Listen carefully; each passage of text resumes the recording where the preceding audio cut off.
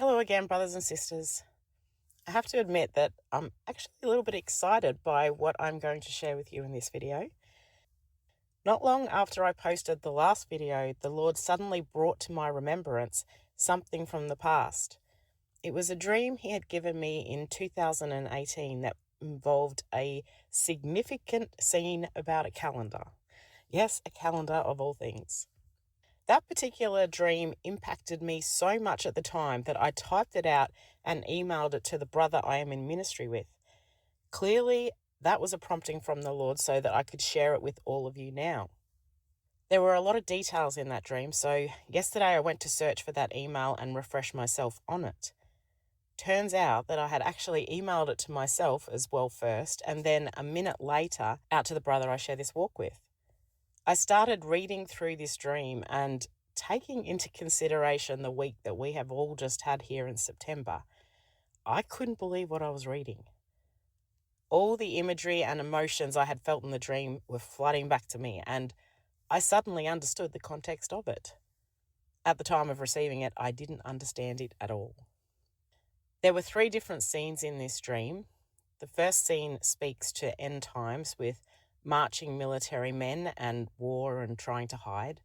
The second scene was very much a post-rapture chaos scene with a plane crashing into a highway. Very typical of a rapture dream, I have now come to learn after listening to so many dreams on the Cloud9 Blessings and Uplifted channels in the past year. But the third scene, that speaks to a calendar. Now, keep in mind, I really didn't know much about the rapture beyond the basic concept until Feast of Trumpets last year. The Lord had me very busy in other areas. So this was not something I could have possibly influenced myself with in regards to thinking about or having discussions about or anything in any of my research. I'm going to put the full dream into the description so you can read all of it if you want to take a closer look at the details of the first 2 scenes. And I'm just going to focus on scene 3 of the calendar part for this video. I will show a screenshot now of the emails that were sent on December 12th, 2018 to verify that this was recorded all the way back then. I've just blocked out the personal information and the friend's name in scene 1. As you can see here, in this first email that I sent it at 7:24 a.m. And then the following email that I sent out to the other person, I sent that at 7:25 a.m. Interesting numbers considering the next number in Strong's, of course, would be 726, which is harpazo. This is already speaking rapture to me. As I read this third scene to you, think about it from the emotions that we have right now and the pull that we have in our spirit that this is not over and that we were looking at the wrong calendar. I wrote for scene 3, I was then getting a bag together ready to flee as well. Something all of a sudden annoyed me and it felt like the last straw. I had a calendar in my hand, and in response to this annoyance, I put the calendar on the bench, still upside down, and started ripping every page of it off one at a time. When I ripped the page out, I then folded it and ripped up that page into small pieces.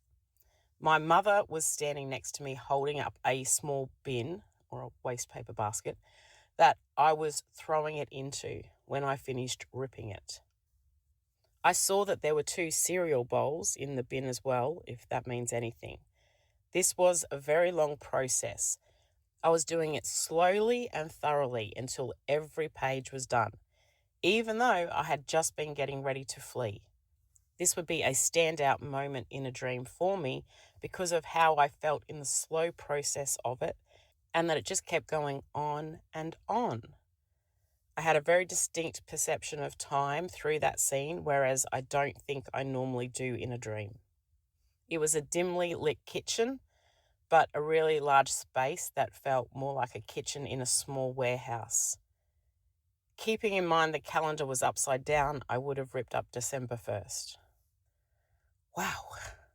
So I was fleeing with my bags packed, but then got rudely interrupted in that fleeing moment in a way that really annoyed me, almost like the last straw. as if I really needed that kind of interruption to my fleeing. This week, I truly relate to that. I put the calendar on the bench that was upside down in my hand, and I placed it still upside down on the bench. That reminds me of what Brother Scott has just said in his video, that they have flipped the calendar.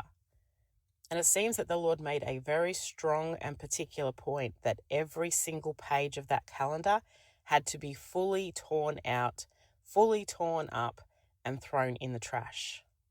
I believe this is very specific reassurance and a comforting confirmation that this dream was meant for this time, and to confirm that the Gregorian calendar is scrapped and of no value in this September 23rd and 24th rapture situation.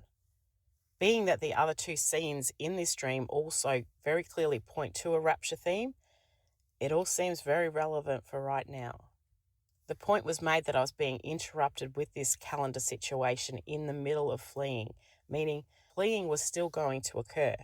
And that is a very encouraging factor to where we are right now as well. I wonder if the fact that my mother was holding this small bin or waste paper basket, if that is symbolic of the Revelations 12 woman and the birth. I'm not sure, but what are your thoughts? And I've really been trying to understand what the two cereal bowls in the waste paper basket represent, but I'm not getting any revelation on that just yet. I remember actually looking into that bin my mother was holding, and I was surprised to see them there, and I thought that it was strange that they were there. They felt very out of place, whereas the calendar was meant to be in there. Maybe some of you have some ideas of what those two bowls mean in relation to this week. It doesn't feel like it symbolizes the bowls of wrath, so it's something else. And the kitchen scene, well, that connects to the word feast. And the dimly lit lighting perhaps is symbolic of the fact we were all looking through the glass dimly of a wrong calendar. I think there is enough elements there to confirm this is about our calendar situation that we are living right now. And the Lord is saying to us that we are right. Not to mention that he just brought this to my remembrance right now with a little flash vision of it. Clearly, with the last two videos, the Lord has placed me into this situation. 2018 was the year that I stood in front of him twice in vision dreams, and I also had an additional experience following him on a trail in heaven where I only saw his feet and sandals and the hem of his shepherd's robe. 2018 was a big year for me, as it was also for Brother Joshua. And these experiences I had with Jesus just makes it impossible for me to give up on Brother Joshua. And then given the midnight message as well, I really believe the Lord is sending us a loud and clear message to stay the course. And he also shared to put into this video, trust your confirmations. 1808 to remove and to lift up. So trust your rapture confirmations. I hope that result boosts your confidence in the confirmations that you have received. You know who you asked for those confirmations from, and you know who delivered them because you know your shepherd's voice. I also hope that this dream provides clarity and reassurance to those who can feel the calendar truth brewing in their spirit and inspire renewed conviction as we are ridiculed for adjusting the timeline because it didn't happen at the time we thought it would. I know October 7th is a date that is being put on the table, and while I do not know if that is the day, and I'm no expert at all in the calendars, the Lord is giving us encouragement to keep searching out this matter with the words October 7th, 1278, crown. Another reminder for us to not let anybody steal our crowns. If this is the first time that you have seen this channel, the process of these number confirmations is explained in my first video, which was posted just prior to September 23rd. And if all that I have just shared there isn't enough, the Lord also pointed me back to Brother Paul's video of the rapture written on his calendar. Going back to listen to that after everything we have just been through in the last couple of days was pretty incredible. A calendar back in August was planted into the confirmations to give us a confirmation now that we are right about the calendars.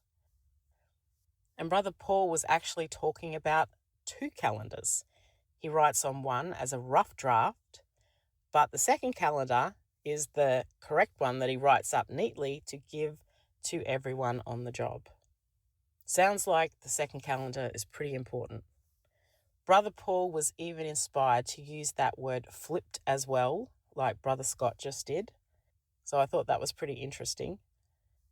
And I can tell you that the Lord truly put the word flipped on the table for the 2 of us in the past 7 years to let us know that word flipped has significance.